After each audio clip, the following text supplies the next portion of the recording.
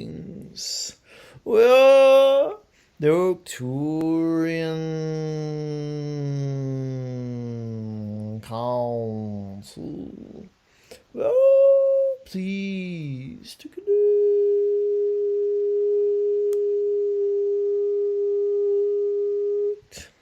with you. Hello. Hello, how have you been doing? We are better and better in every moment, thank you. And how are you faring there on planet Earth? Pretty good.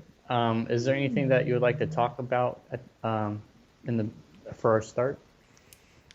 Yes, you're at a pivotal moment there in human history where everyone has to make very important decisions about who they are and what their lives are really about, whether they feel as though their freedoms are being taken away, or whether they feel like they're part of something bigger than themselves, a collective, and they can start to think of themselves more as a collective consciousness than as an individual who is a part of something larger than themselves, like a society.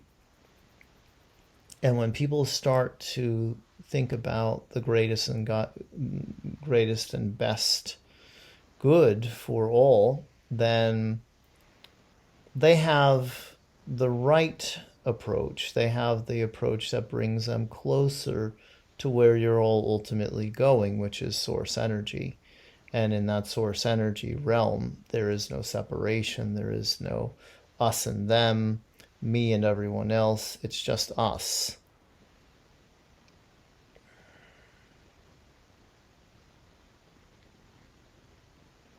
Your advice and spiritual wisdom is always amazing to me, and I like archiving it and listening to it. And I think, if more people did tune into it, it could really help humanity. I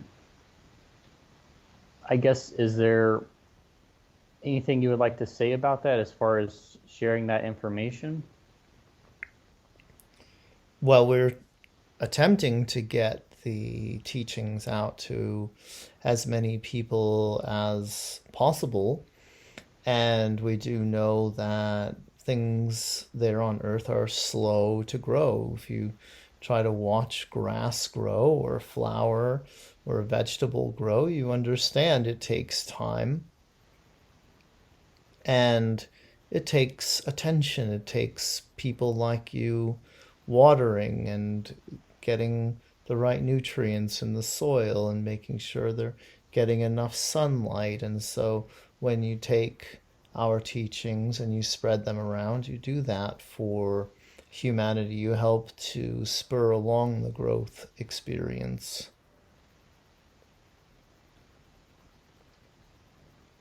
I was interested in what you think of what's going to happen in 2022 for this year. As far as, do you think there's going to be ET contact, like planetary? No, not this year. There'll be more individual sightings and more individual engagements between humans and extraterrestrials, and even groups of humans and extraterrestrials, but not on that massive scale, not this year. You're not ready for it yet. Do you think I'm ready for personal ET contact? We do. Okay. Do you think I'll meet the hybrid children this year? The possibility exists. Okay. The window is open. You can go through it if you vibrate in harmony with it. I feel like things have been going better this year so far. Is it a matter of manifestation, or am I at that level of vibration, or how would You are. you? You're at a higher level of vibration than most, and you're keeping up with the energies that are coming in, which is important.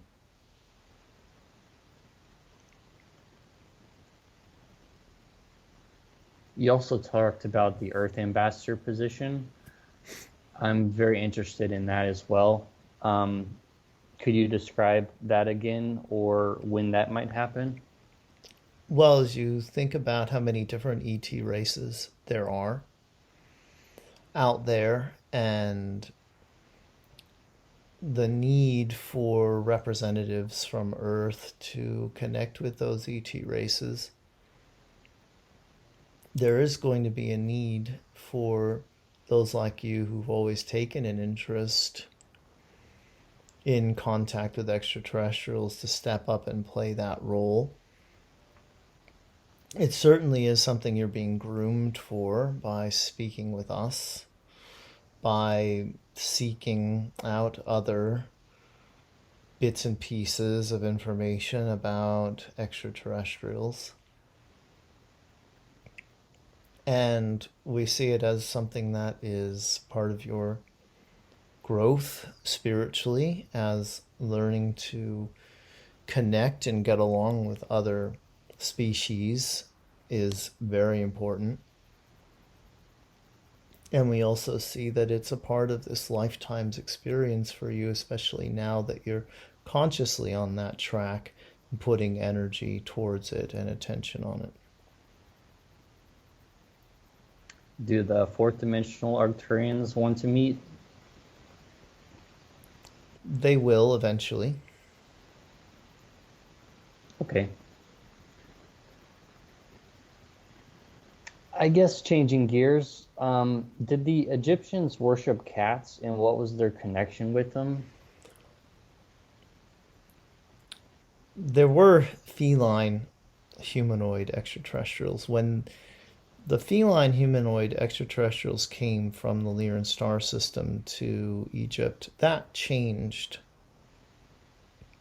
the way that they saw the cats that roamed the planet with them, and they had much more reverence for the cats and the dogs and the birds as well when they saw these traits in extraterrestrial beings.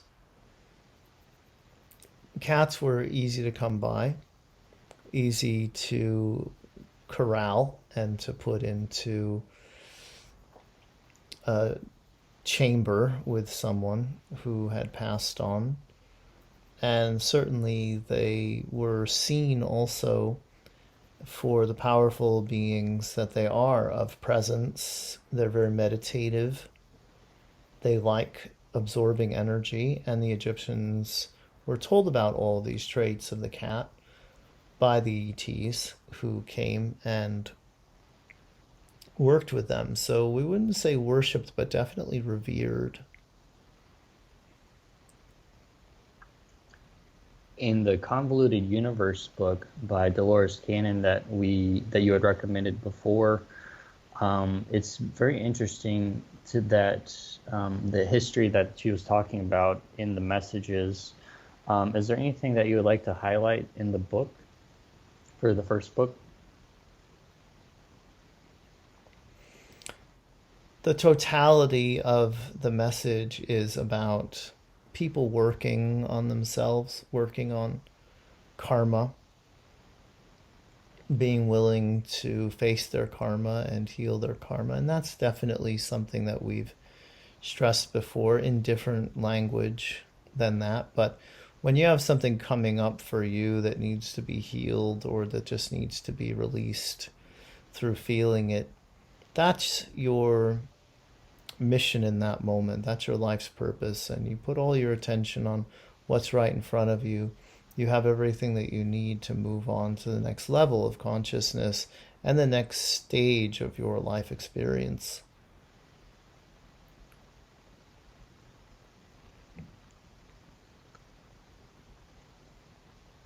It was very interesting also listening about the crystal technology and Atlantis history as well.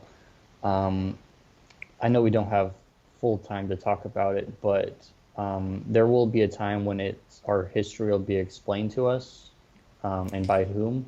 Well, it's also true that people will just start to have their own memories or get that intuitive hit, that guidance from within that says, maybe we should be looking at crystals for energy source.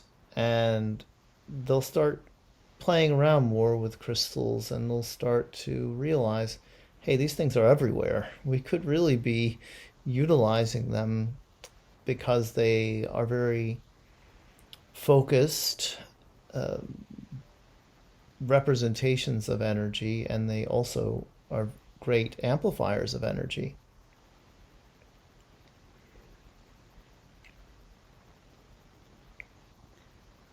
Do you think that we'll ever?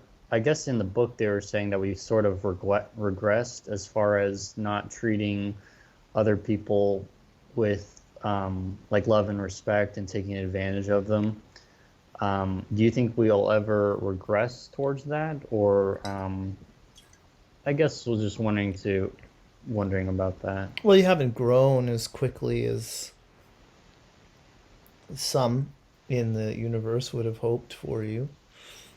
You are making those baby steps forward all the time, however,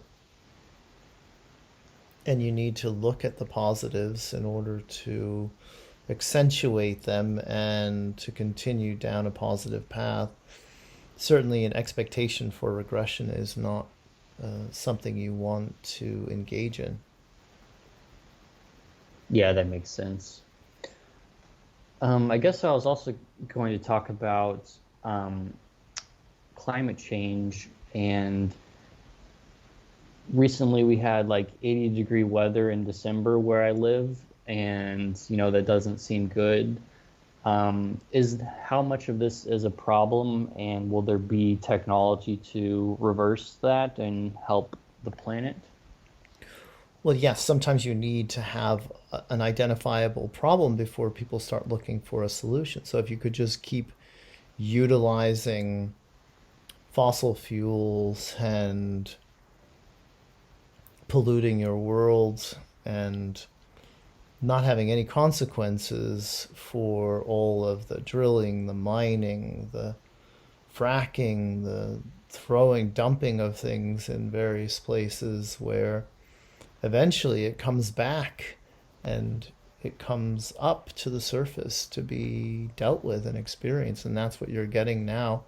And it's forcing people to have to look at the system you have right now for energy and how it can be changed for the better, because a lot of people realize that there's only a finite amount of this oil that you're going to have anyway. So really the future is another form of energy besides coal and gas and oil.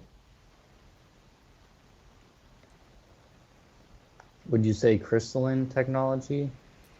Yes, and electromagnetic. It's using the forces that are all around you that are unseen to power all of your electronics. That would be the easiest way to tap into everything that you need for your gadgets and your cars and your factories and so on.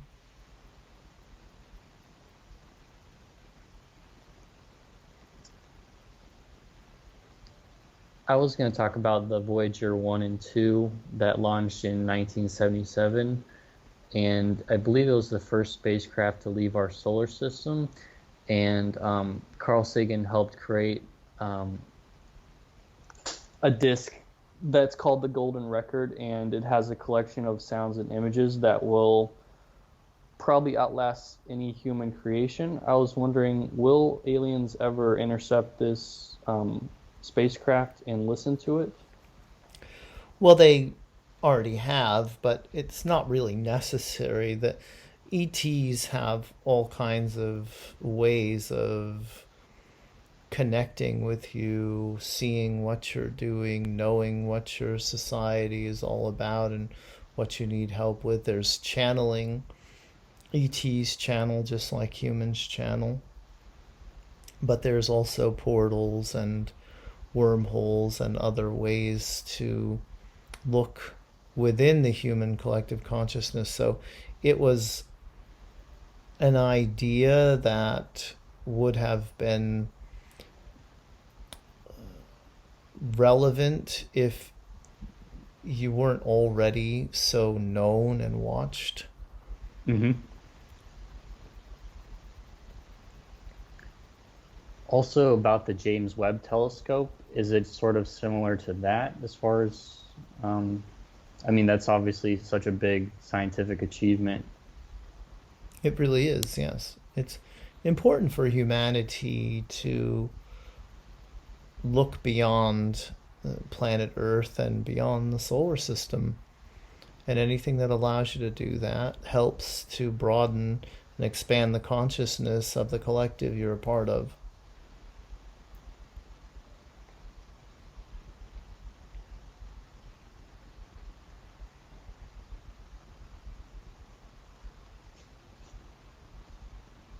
So, I guess like the psychology of humans is probably studied from aliens' point Yes. of view or extraterrestrial point of view. Will there ever be the vice versa, or where? When you have access, yes, you'll be very fascinated by how other beings relate to each other and evolve and communicate and express themselves artistically and in other ways. That will definitely be something that people will be fascinated by. And one of the ways that you'll grow to understand that these other beings are not so different from you.